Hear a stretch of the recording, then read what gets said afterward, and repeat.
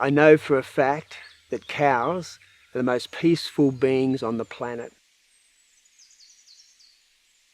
As a child, I could only have wonder and absolute love for the cows who were just doing their thing around the place. You know, for me, it was like, wow, they're great and I hope they're always here. And that was in stark contrast to the way in which they were treated by my father and the way in which he wanted me to see them.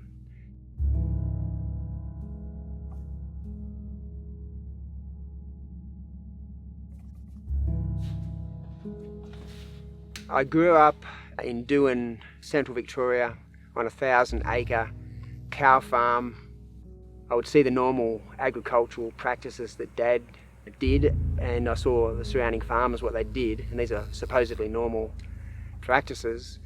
And let's face it, I was traumatised, and I saw other kids. We'd sort of speak about it and then not speak about it, sort of thing, and then just accept it, whatever. But I think kids in farming life get traumatised by what's happening to the fellow animals around them. And, you know, as kids do, they work it out and somehow rationalise it. And then before you know it, they're adults, and a lot of them repeat what they're doing, even though they've been traumatised by what they've seen.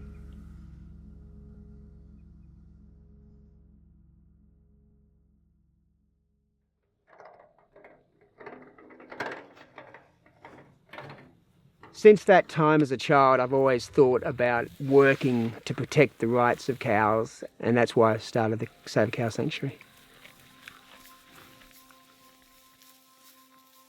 The Save a Cow Foundation is about rescuing cows from the slaughterhouse and also cows who are injured and sick, and it is about giving them a social life, a home life, the best life they can possibly have for the term of their natural lives. We have a beautiful 120-acre property on Queensland's Mary River, just outside Gympie.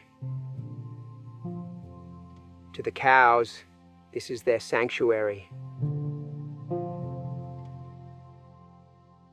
In human society, we put human interests first, which is wrong because we are only one of many species. To put a species who is imprisoned and getting ready to go to slaughter first is a blessing in and of itself. I really think it's difficult for other people to understand.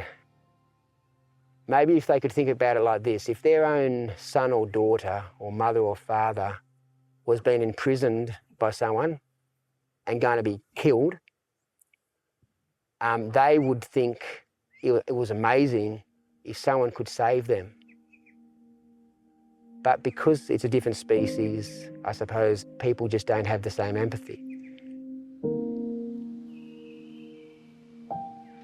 At the Save a Cow Foundation sanctuaries, we have cows who are as old as 30.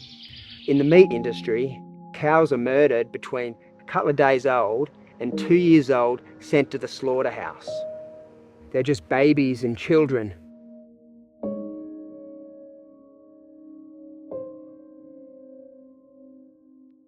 So I've saved a lot of bobby calves, and they're called bobby calves because they're worth a bob, as in they're not worth anything, because at the end of the day, in a dairy, the calves are killed because they can make more money from the milk that the mother produces and sell that milk to humans. Cow's milk is meant for calves, the baby cows. It's not meant for us. Normally it's a day or two that they're allowed to hold on to their calves, and then calves get taken away from them. They grieve the calves, and then it all just happens again.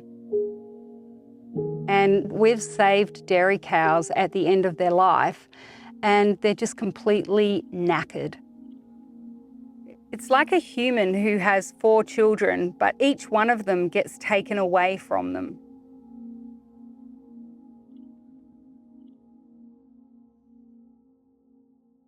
I feel like giving up every day, what I'm doing, because it's so emotionally draining.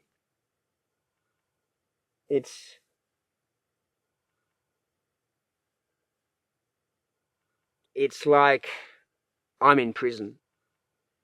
My prison is having to witness and do my best for those who I can save, and having to contest with and change and try and free as many as I can.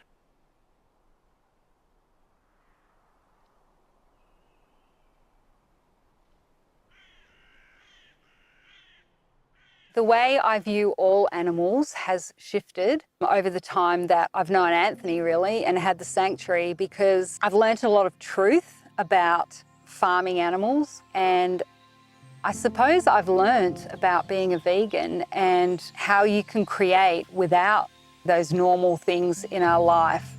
It makes you see how there are so many different choices out there that you can choose that are still just as delicious. I mean, if something incredible does happen and things turn around financially, I would like to open up sanctuaries all around the world. That's the dream. The idea is to have a place where people can come and eat vegan food, stay for the night, a place where we can make kindness real by standing up for their rights.